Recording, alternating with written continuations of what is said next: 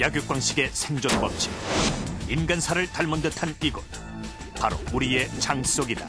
유익한 균들, 유한균들과 더불어서 우리 장 안에 정착해서 살고 있는데 균형을 잘 못 맞춘다고 한다면 우리는 건강을 지킬 수 없습니다. 이곳에선 과연 무슨 일이 일어나는 것일까? 우리 몸에 유익한 세균과 해로운 세균의 치열한 경쟁. 어느 편이 우세하느냐는 우리 건강과 직결된다. 유해균은 각종 질병은 물론 아토피까지 유발한다는데, 장내 세균의 분포가 변화가 생겨서 그런 아토피 질환들이 더 많이 생기는 것 같다.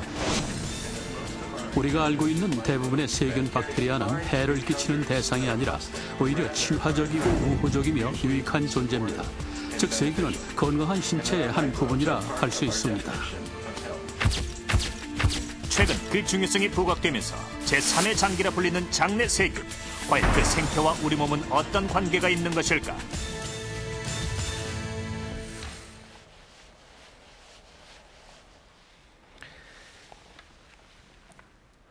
혹시 나는 열심히 운동해도 살이 안 빠진다, 물만 먹어도 살이 찐다라고 생각하시는 분들 계십니까? 올해 초에 이런 분들이 흥미로워할 만한 연구 발표가 있었습니다. 비만은 음식이나 생활 습관 등이 그 원인이라고 생각했었죠. 그런데 또 다른 이유가 있다고 합니다. 바로 우리 장 안에 살고 있는 세균입니다.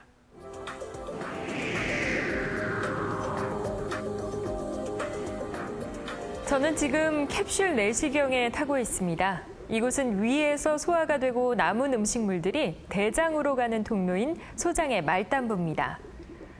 이곳을 수천 배 확대해보면 놀랍게도 치열한 전투가 펼쳐지고 있습니다. 전투의 주인공은 바로 장내 세균이라 총칭하는 우리 몸속의 세균들인데요. 종류만 해도 무려 500여 종, 약 100조 개의 세균들이 이곳에서 서식하고 있는 것이죠. 그런데 어떻게 장내 세균 때문에 비만이 될 수 있는 것일까요? 한 개그 프로그램 녹화장. 축의금으로 얼마를 내야 할 건 아니라 과연 내가 낸 축의금들 다 돌려받을 수 있을까 하는 걱정이야. 쌍칼. 비만을 개그와 접목해 웃음을 선사하는 유민상 씨의 리허설이 한창이다. 식사는 제대로 하시고 계신 거예요? 아니요, 좀 이제 이 생활이 좀 그렇다 보니까 좀 일어난 지 얼마 안 돼가지고 이제 부랴부랴 녹화장 와갖고 대본 외우고 또 바로 하고 밥 먹을 시간 있으려나 모르겠습니다. 중간에. 아이디어 짜려 연습하랴 제때 식사기가 어렵다. 야 왔다. 딱 보면 언뜻 보면 다 2인분 같이 돼 있지만 다 1인분이에요. 그렇죠. 두 개씩. 옛날처럼 비벼 드세요 하나로.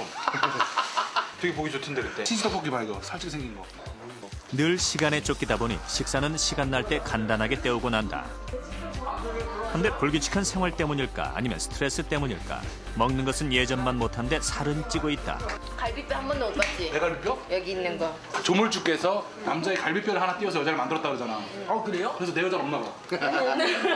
난 갈비뼈를 못 봤어. 그렇다고 다이어트에 관심이 없는 것도 아니다.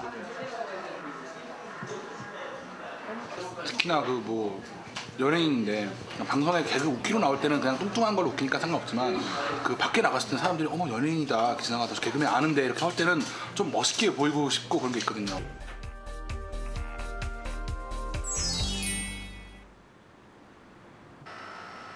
이렇듯 남들과 같은 양을 먹어도 더 살이 찌는 사람들. 이들은 장내 세균 구성이 다르다 한다. 그래서 유 씨의 장내 세균을 살펴보기로 했는데 가장 많은 수를 차지하는 세균종인 박테로이데테스와 퍼미큐테스. 그의 경우는 박테로이데테스가 적은 편이다. 이는 무엇을 의미하는 것일까? 한 연구 발표에 따르면 에너지 대사 능력을 높이는 장내 세균이 존재한다는데 마른 체형일수록 박테로이데테스균의 비율이 크다는 것이다. 유민상 씨는 다른 사람에 비해 대사 능력이 높은 균이 적은 것이다. 그렇다면 박테로이데테스균을 늘릴 수 있는 방법은 없을까? 그 답을 얻기 위해 미국의 워싱턴 의과대학에선 임상 실험이 시도됐다.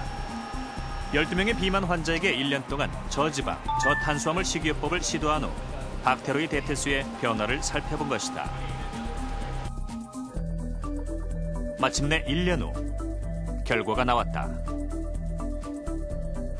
흥미롭게도 식단을 바꾸었더니 박테로이드 대퇴세균의 비율이 점차 늘어났다. 사람들은 각각 다른 장내 세균을 가지고 있습니다. 동일한 식사를 할 경우에도 다른 에너지 대사 능력을 가지는데 두 사람이 같은 빵을 먹어도 한 사람은 90칼로리를 얻고 다른 사람은 100칼로리를 얻을 수 있습니다. 그 이유는 단지 장내 세균이 다르기 때문이죠. 장내 세균과 비만과의 관계를 좀 더 자세히 보기 위해서 쥐실험을 시도했다. 정상 체중인 것과 비만쥐를 선별한 후 각각의 장 속에서 장내 세균을 추출했다. 그리고 추출한 장내 세균을 무균쥐에게 주입한 것이다. 두 무리로 나누어 한쪽은 비만의 것을, 다른 한쪽은 정상 체중의 것을 주입하고 체중의 변화를 살펴본 것인데 보름 후 똑같은 양의 먹이를 주었는데도 양쪽의 변화는 실로 눈에 띌 만큼 확연했다.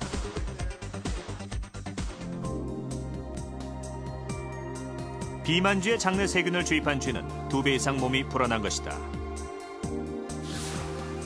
이는 장내 세균에 따라 에너지를 대사하는 능력이 다르다는 뜻. 그렇다면 우리 몸속에는 어떤 세균들이 살고 있는 것일까? 먼저 위에는 강력한 위산을 피해 점막 속에 살고 있는 균이 있다. 바로 헬리코박터 파이로리균. 한국인의 80%가 감염됐을 만큼 악명 높은 유해균이다.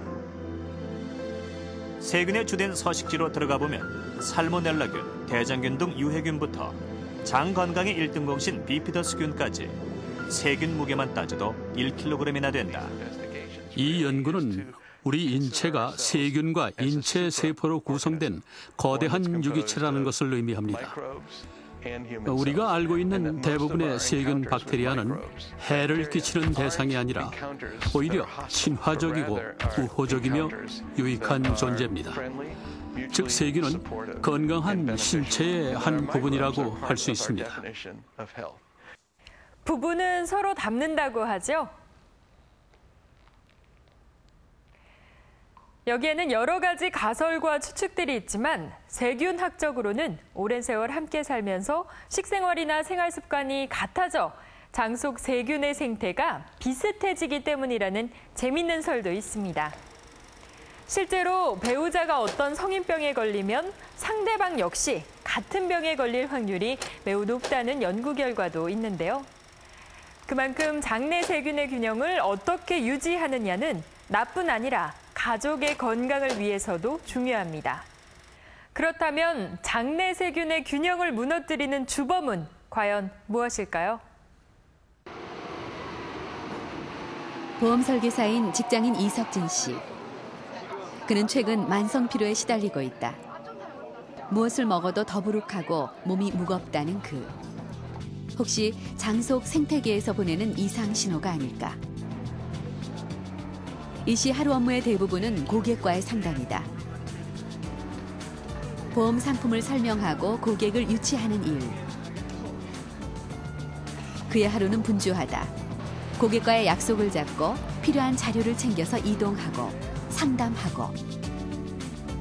그러다 보니 밥 먹을 시간도 없다. 패스트푸드로 대충 때우는 일이 다반사다. 많은 직장인들이 그러하듯 저녁은 술과 고기. 어찌 보면 그의 만성 피로는 당연한 결과처럼 보인다.